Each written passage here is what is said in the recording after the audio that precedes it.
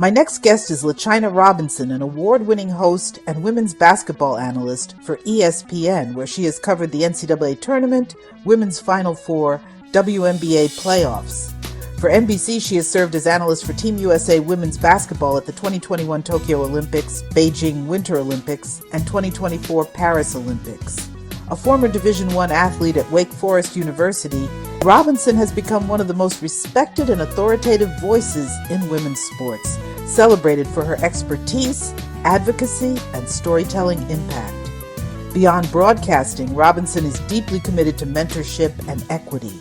She co-founded the nonprofit Rising Media Stars to train and support young women of color pursuing careers in sports media, and recently launched The Rise, a personal development platform empowering women to level up in life and career.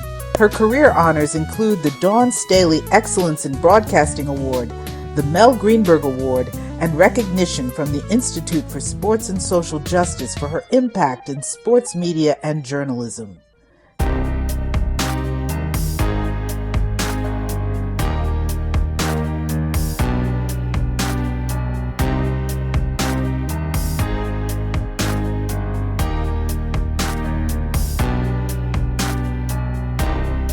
You are watching Profunda TV with host Phyllis Haynes. Well, I am delighted to get a chance to talk with you, LaChina. What a pleasure and an honor. Just tell me, I've been following you on social media.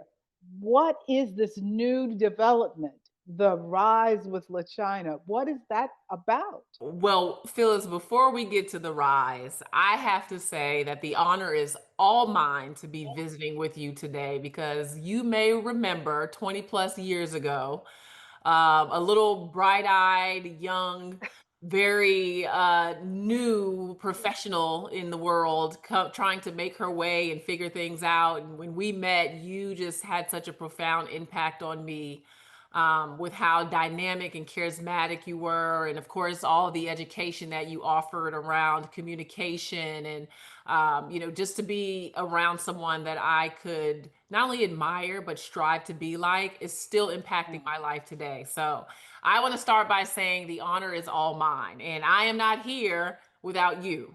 So I hope you know that Oh, and feel that. I think that is the kindest acknowledgement from anyone. And I need the audience to understand this is coming from a true star, a media star, someone Oh, thank not only who has succeeded in the business, but who has also done something very special by helping others succeed in the business. So, Yes, yes. And I, both you of know, those endeavors mention the word rise. So I'm going to answer your question. And then I'm also going to talk about that program that I know you're alluding to in my nonprofit. So I launched a personal development and lifestyle platform recently, about 3 weeks ago, called The Rise with LaChina. And Phyllis, the idea for the rise came from this movement that we're seeing in women's sports right now. I have been just so inspired, motivated, and proud of the rise of women's sports and its popularity and the way that it's bringing in money like never before, the marketing of women's sports, all the viewership and the ticket sales going up. And as you know, I've covered women's sports my entire career, so almost 20 years now. No matter how many times they said, hey, you think you might want to cover football or cover men's basketball? Just everyone felt like that was the platform I should have been thriving for. But I just saw this opportunity to empower and grow the visibility of sport, of women's sports and of women.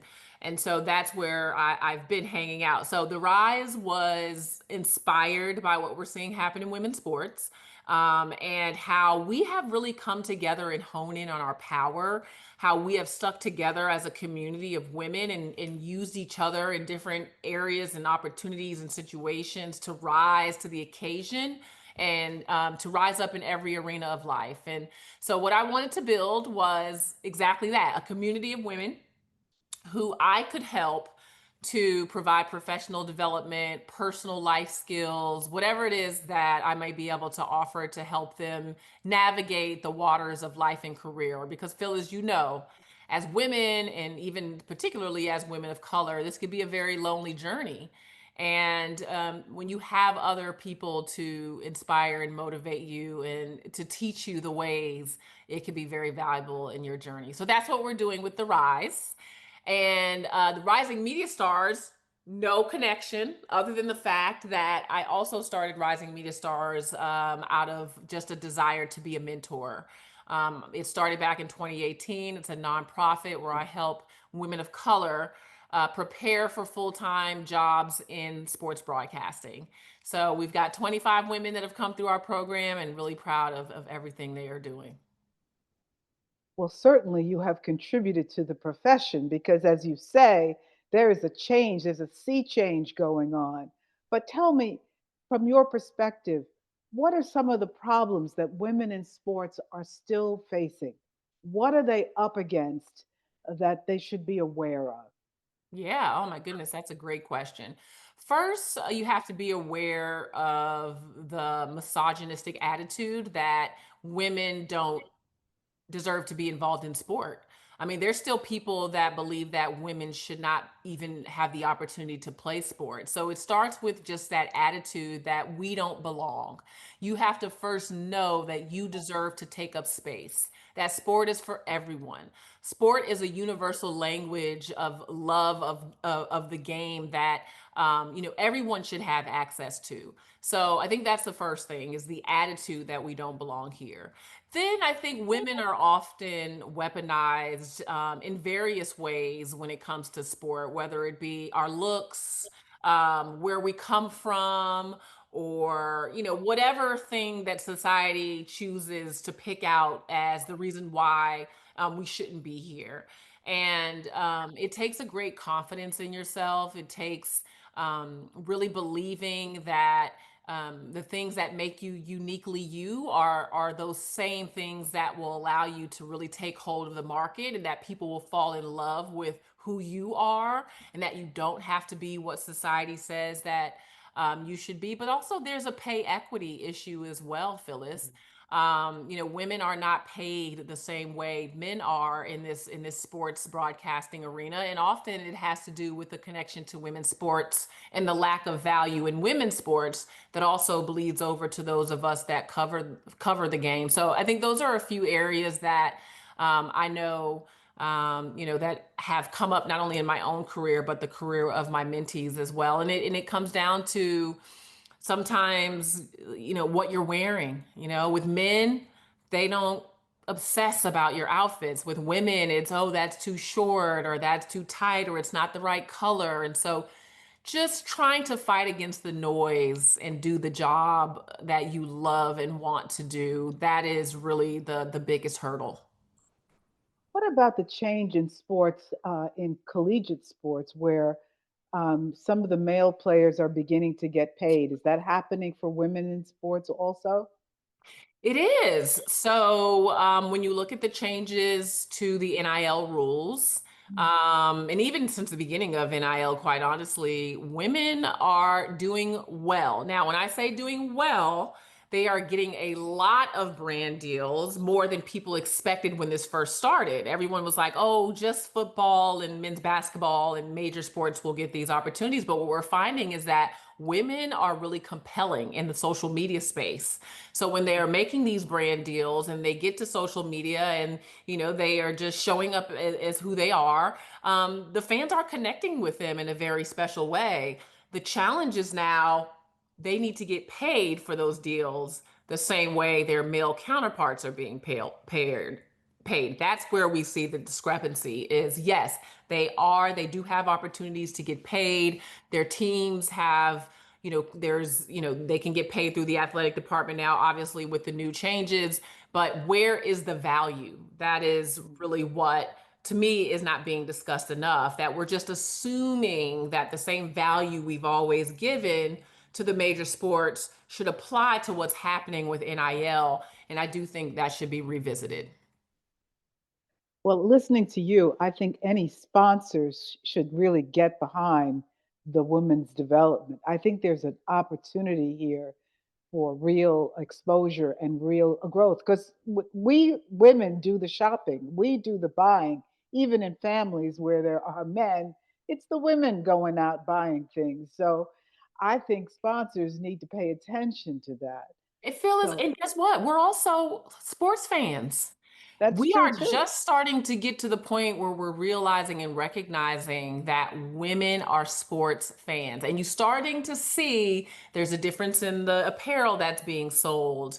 There's a difference in the type of events that are being curated. We're starting to see exactly what you just said, that women often control the dollar, but they also love sports. So that there should be outreach and there should be a voice that acknowledges the woman fan as well. Well, I'm interested since I've known you or known about you for so many years. Uh, let me take a look inside personal life for just a little bit. Your family, how do they react to the field that you chose for yourself? Was this immediately embraced, or were they too a voice of go in a different direction? Oh boy, that's a great question because my mother definitely said, well, why would you go and pursue broadcasting when you have a full-time job right now with benefits that pays well? You know, you have a car, you have an apartment, you have everything you need, you know, because at that point I was going to be leaving my guaranteed full-time job to freelance in sports broadcasting. I did not have a full-time deal. In fact, I wasn't full-time in this business until years down the line.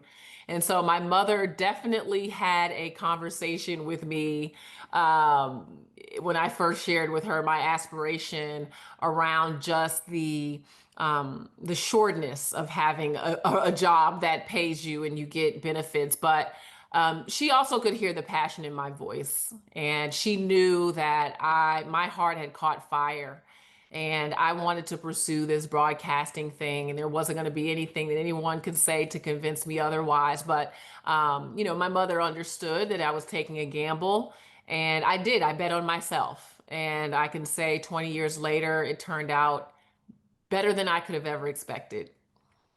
And you brought with you all that experience that you're taking into the rise with LaChina.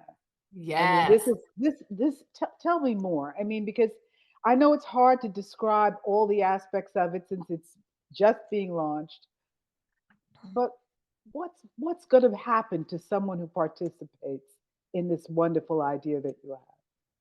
You know, what I saw was happening in the professional development space, Phyllis, is we would come from these events and we would have a good time and we would listen to speakers and then we would say, but what do I do now? And that's where I see the space and opportunity for the rise is we are going to offer practical tools, teaching, education around whatever it is that women need in their professional pursuit. That could look like I am trying to figure out if I need to make a pivot, right? Am I still in the right place, in the right lane? Are my passions still arrive or aligned with what I'm doing right now?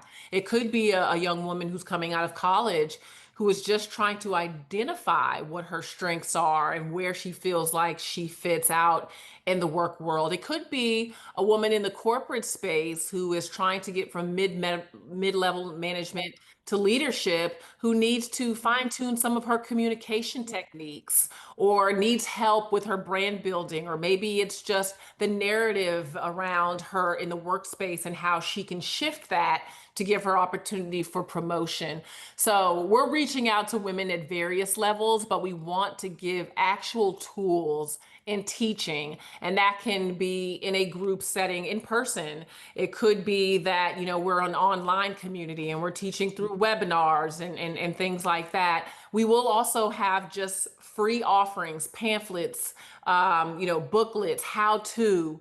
That will be some of the building blocks for professional development that we feel like every woman, even when you know, you could use a reminder of what kinds of things are most effective in the workplace and how to rise to the occasion.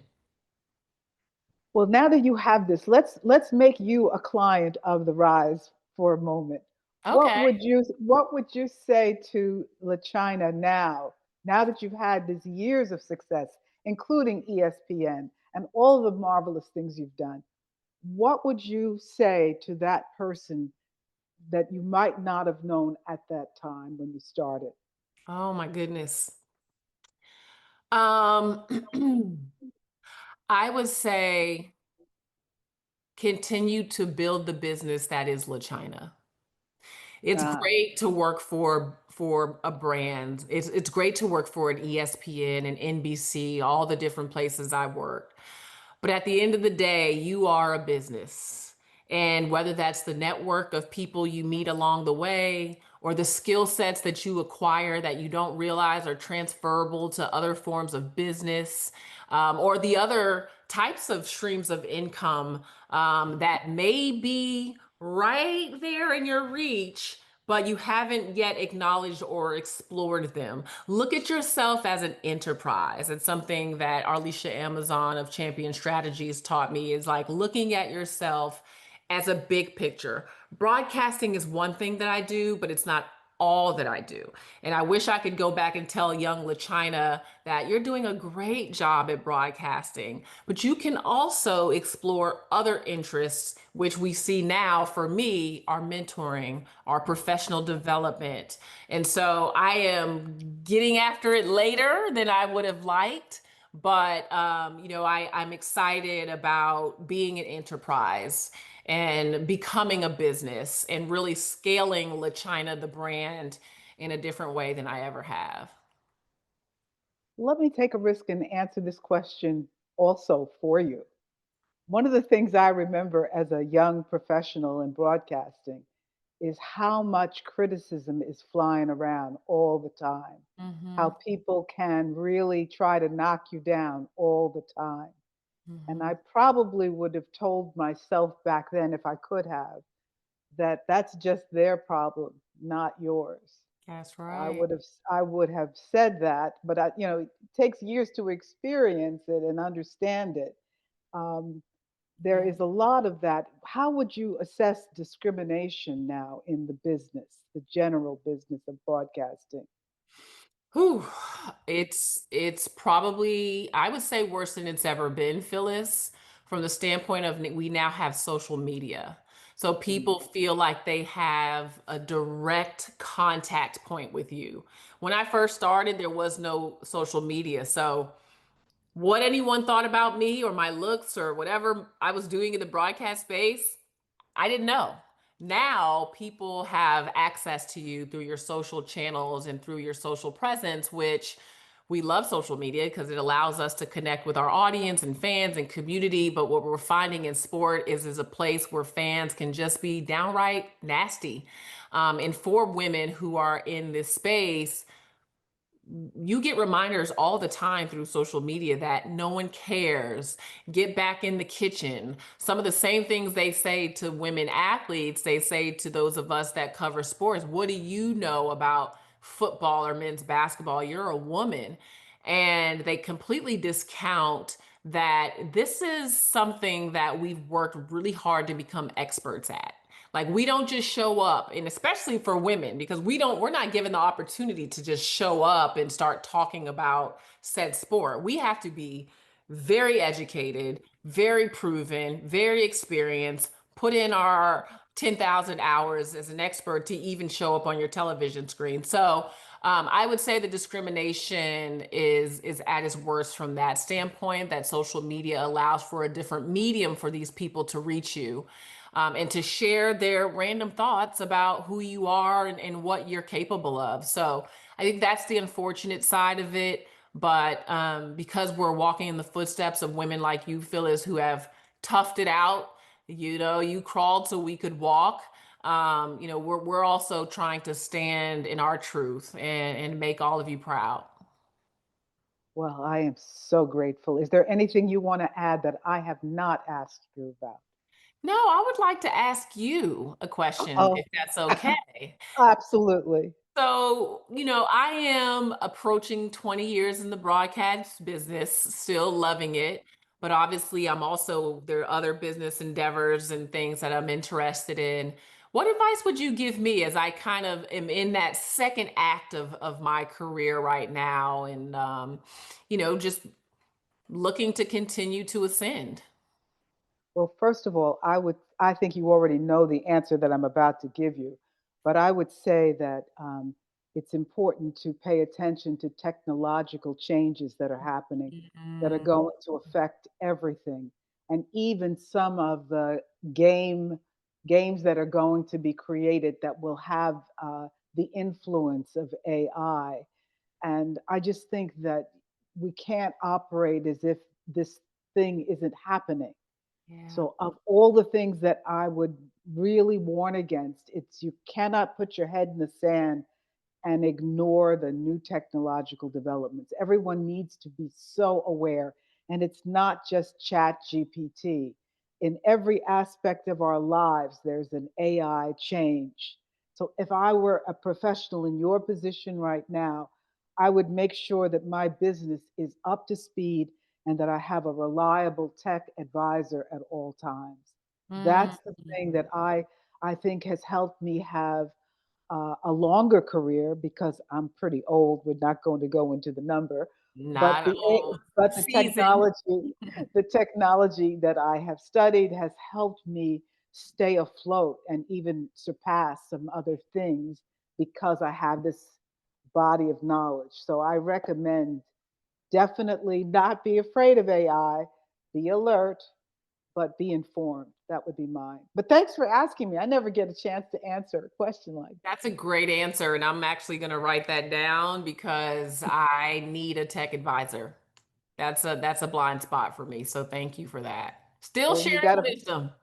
you got a free one here anytime. So, Thank but you. listen, I want to thank you. I will make sure that people see where they can, participate and support and sponsor you. I look forward to more from you, LaChina, and thank you for this Thank time. you. Thank you, Phyllis. This has just been a joy to be with you. And I appreciate everything you do on your platform. The interviews are great, the information that's shared, and I'm just humbled to be a part of it. So thank you so much. Thank you.